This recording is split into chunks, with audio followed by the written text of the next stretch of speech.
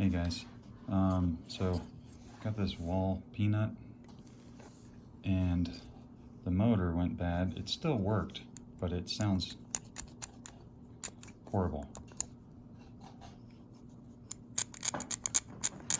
Yeah, so I took it apart and found the right motor for it, and it finally came like 2 months after I ordered it from China, but the ends are different.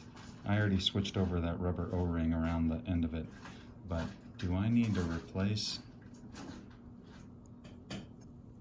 I'm just wondering how I put this piece on here. Do I need to completely dismantle this thing and just switch bad parts? I'm hoping not. Anyway, somebody knows, let me know.